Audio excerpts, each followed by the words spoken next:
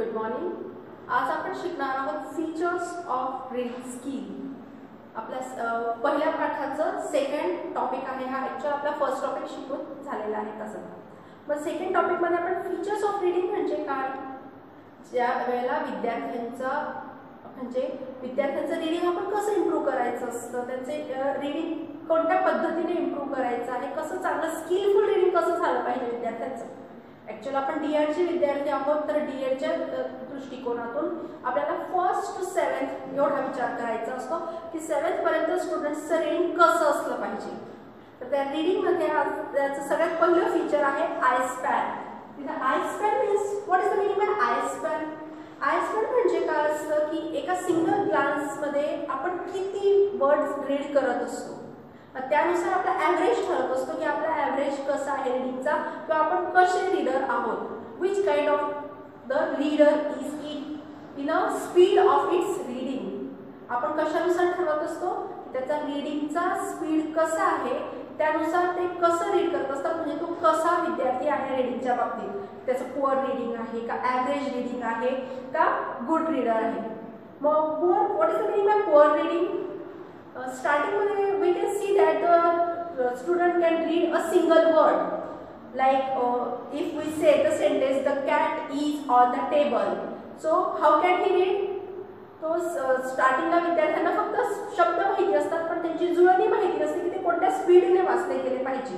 मग ते कसं वाचन करत असतात, द कॅट इज असं एक एक शब्दांचं तोड करत ते वाचत असतात. पूर्ण एका सिंगल ग्लान्समध्ये, एका दृष्टिक्षेपात जेव्हा ते वाचत नाहीत त्याला आपण म्हणतात पुअर रीडर. म्हणजे त्यांची रीडिंग अजून इम्प्रूव्ह करायची आहे आपल्याला, त्यांची रीडिंग अजून जास्त इम्प्रूव्ह आपण केली पाहिजे. आणि दुसरा त्यातला प्रकार आहे ॲव्हरेज रीडर. ॲव्हरेज रीडर म्हणजे काय, he can read that the cat is near the table. हेच त्यांचं रीडिंग झालं की एका वेळेला ते 2-3 शब्द वाचू शकतात. एका सिंगल ग्लान्समध्ये ज्या वेळेला ते 2 किंवा 3 शब्द वाचतात फक्त, त्याला त्यांना आपण म्हणतो average reader. They are called average reader who the students can read 2 or 3 words or letters in a single glance. Some readers can read 2 or 3 sentences or a full sentence in a single glance. काही readers कसे असतात की ते त्यांचं एक sentence एकाच दृष्टिक्षेपात एका ग्लान्समध्ये वाचत असतात, किंवा 2-3 सेंटेन्स ते एकाच वेळेला वाचू शकतात. पटकन त्यांच्या लक्षात, पटकन ते ग्रास्प करत असतात पाहिल्याबरोबर आणि पटकन वाचतात. मग त्यांना आपण म्हणतो good reader. Initially the children can focus on a single letter at a time and then proceed 2 or 3 letters, and after that he can improve and he can focus on a whole sentence. When he can focus on a whole sentence and read the whole sentence, we can say that he is a good reader. तो एक चांगला reader आहे ज्याला तो 2 किंवा 3 sentence एका दृष्टिक्षेपात वाचण्याचा प्रयत्न करत असतो, ज्याला त्याने स्वतःला इम्प्रूव्ह केलेलं असतं. अशाच पद्धतीने आपल्याला आपल्या स्टुडंट्सचा आय स्पॅन इम्प्रूव्ह करायचा असतो की त्यांना जास्तीत जास्त प्रॅक्टिस देणं रीडिंगची. आपण रीडिंग म्हणत असतो की विद्यार्थ्यांना लाऊड रीडिंग घेतलं पाहिजे. आपण loud reading, why we give them the loud reading practice. Loud reading practice आपण का देत असतो त्यांना, की त्या लाऊड रीडिंगमुळे त्यांचे प्रोनाउन्सिएशन कसे आहे, ते बरोबर त्यांचे पंक्च्युएशन मार्क्स वापरत आहेत की नाही रीडिंग करत असताना, हे आपल्याला जर समजून घ्यायचं असेल, त्यांना जर आपल्याला इम्प्रूव्ह करायचं असेल या बाबतीत, त्यावेळेला लाऊड रीडिंग ही सगळ्यात महत्त्वाचं आहे आणि लाऊड रीडिंग आपण त्यांचं घेतलं पाहिजे. अशा पद्धतीचं आहे हे आय स्पॅन. त्यानंतर रीडिंगचं दुसरं फीचर आहे स्किमिंग. स्किमिंग म्हणजे काय, एखाद्या जे कंटेंट असेल ते पूर्ण पॅसेज आपण वाचत नाही, त्याच्यातले जे मेन कंटेंट वर्ड्स असतात, आता तुम्हाला माहिती असतात कंटेंट वर्ड आणि स्ट्रक्चरल वर्ड. मग स्ट्रक्चरल वर्ड्स कोणते असतात, आपण जे स्ट्रक्चर पूर्ण करण्यासाठी वापरत असतो, जसं am, is, are, have, has, हे जे आहे, नॉट, हे सगळे स्ट्रक्चरल वर्ड्स आहेत. हे वर्ड्स एवढे इम्पॉर्टंट नसतात रीडिंगमध्ये किंवा लिखाणामध्ये. ॲक्च्युअली आपण स्पीकिंग करताना हे शब्द वापरतो, पण ज्यावेळेला आपण काही रीडिंग करत असतो तर आपण या शब्दांकडे लक्ष देत नाही, स्ट्रक्चरल वर्ड्सकडे, तर आपण लक्ष देत असतो कंटेंट वर्डकडे की नेमका कंटेंट काय आहे. आता तुम्हाला समजा तुमचा अभ्यास झालेला असेल, तुमचा परीक्षेचा अभ्यास पूर्णपणे झालेला आहे, पण पेपरला जायला अजून तुम्हाला 1-1.5 तास बाकी असेल. What are you doing that time? You are reading speedily. तुम्ही सगळे पॉईंट्स त्यावेळेला रीड करतात का? नाही. त्यावेळेला तुम्ही फक्त काय रीड करत असता? तर फक्त जे मेन मुद्दे आहेत, म्हणजेच आपण कंटेंट वर्ड्स यूज करत असतो, कंटेंट वर्ड वाचत असतो, त्यातला महत्त्वाचा जो गाभा आहे तो आपण लक्षात घेत असतो. मग त्याला स्किमिंग असं म्हणतात. मग स्किमिंगचा ॲक्च्युअल गोल काय असतो की तुम्हाला एक जनरल आयडिया गेट करायची. You should get a general idea while skimming. Then you are not interested in detail. पूर्ण डिटेल इन्फॉर्मेशन आपण वाचत असतो का? नाही. फक्त एक महत्त्वाचा मुद्दा काय आहे, त्याचं एक काय आहे त्याचा गाभा, त्याच्याकडे आपण लक्ष देत असतो. You just want to understand the gist of or a summary of the topic. तुम्हाला त्या टॉपिकचा फक्त समरी किंवा त्याचं गिस्ट काय आहे, त्यातून आपल्याला काय बोध घ्यायचं आहे हे फक्त आपण लक्षात घेत असतो किंवा वाचत असतो. त्याला स्किमिंग म्हणतात. We can read quickly. This is just called when you revise the examination is a skimming. You read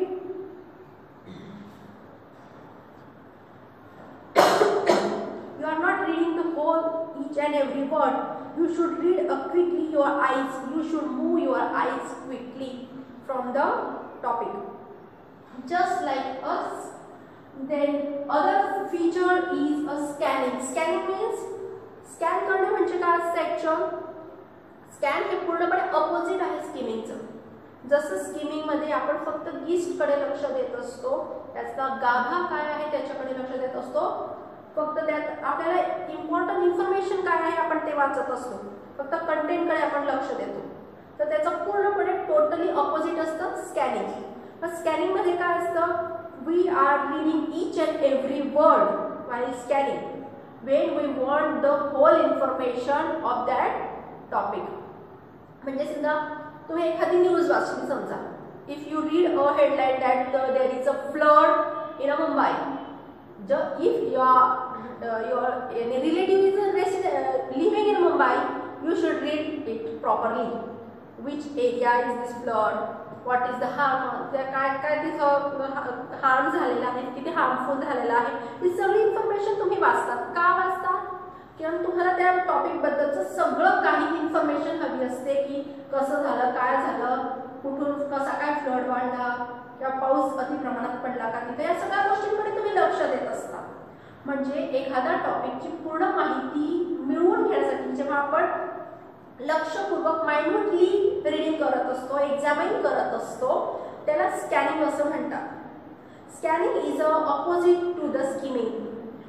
when you need the specific information, you must examine the text minutely. This is called the scanning. So दोघांमधला आपण फरक पाहू एकाच वेळेला की skimming म्हणजे काय आहे आणि स्कॅनिंग म्हणजे काय आहे. तर स्किमिंग मध्ये काय आहे, we are getting just a general idea. Okay, not interested in details. Skimming चा आहे सगळे topic. Getting a general idea, not interested in detailed information. We should understand only the gist and a summary of the topic. Revise the revision of the test examination. आपण skimming केव्हा करत असतो?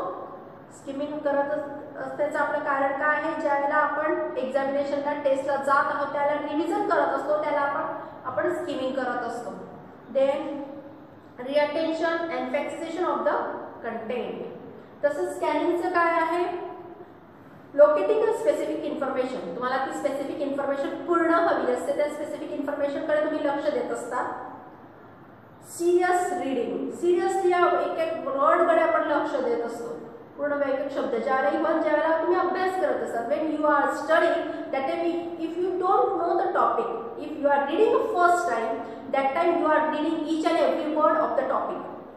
ज्यावेळेला तुम्हाला तो टॉपिक माहिती नसतो किंवा तुम्हाला शिकवला गेलेला नाही असा टॉपिक तुम्ही वाचन करत असतात, तो वाचन करत असताना जो तुमचा टॉपिक असतो त्या टॉपिकमध्ये तुम्ही काय करत असतात, व्यवस्थित एक एक शब्द वाचत असतात की त्या टॉपिकमध्ये तुम्हाला नक्की कोणती इन्फॉर्मेशन दिली आहे, कशाबद्दल तो तुमचा टॉपिक आहे, तुम्हाला त्यातून काय प्रेझेंट करायचं आहे, तुम्हाला त्याची उत्तरं कशी लिहायची आहे, हे सगळं तुम्ही पाहत असतात. याच्यात आपल्याला कशा प्रकारचा प्रश्न विचारला जाऊ शकतो.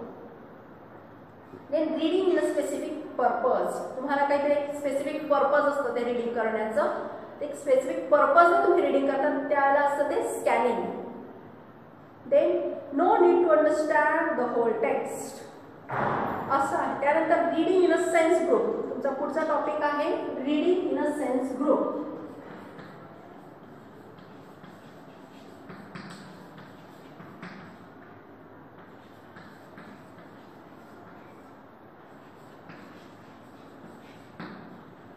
When you are teaching to your students for reading, that time you should know that the student should know the use of punctuation marks.